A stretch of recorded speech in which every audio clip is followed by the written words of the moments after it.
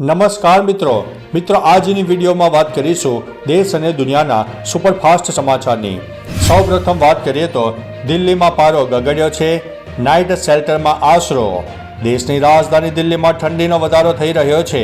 મધ્યરાત્રિએ દિલ્હીમાં પારો ગગડવાને કારણે લોકો નાઇટ શેલ્ટરમાં આશરો લઈ રહ્યા છે। રાજધાનીમાં પારો ગગડવાને કારણે લોકો રાત્રિ આશ્રય સ્થાનોમાં આશરો લઈ રહ્યા છે।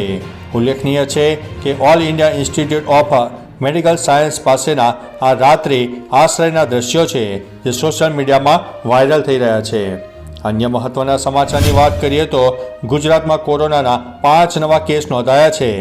ગુજરાતમાં છેલ્લા 24 કલાકમાં 5 કોરોનાના નવા દર્દીઓ મળ્યા છે। મહેસાણા અને ગાંધીનગરમાં 2 દર્દીઓ મળી આવ્યા છે। રાજકોટમાં 2 મહિના બાદ કોરોનાનો 1 દર્દી નોંધાયો છે। ગાંધીનગર તેમજ મહેસાણામાં નોંધાયેલા 4 દર્દીઓ દક્ષિણ ભારતમાં ફરીને આવ્યા હોવાની વાત બહાર આવી છે। હાલ રાજ્યમાં કોરોનાના 13 એક્ટિવ કેસ થયા છે। જો કે હોસ્પિટલોમાં એક પણ દાખલ નથી। સૌથી વધુ અમદાવાદમાં 7 એક્ટિવ કેસ છે। અન્ય મહત્વના સમાચારની વાત કરીએ તો વધતા કોરોના વચ્ચે કાંકરિયા કાર્નિવાલ। રાજ્યમાં વધતા કોરોના કેસ વચ્ચે કાંકરિયા કાર્નિવાલની તારીખ 25 થી 31 ડિસેમ્બર દરમિયાન યોજાશે।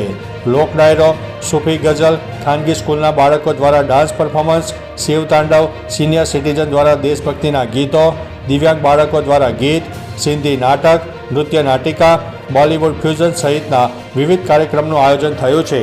પરંતુ પ્રશ્ન એ છે કે વધતા કોરોના વચ્ચે શું આયોજન થવું જોઈએ?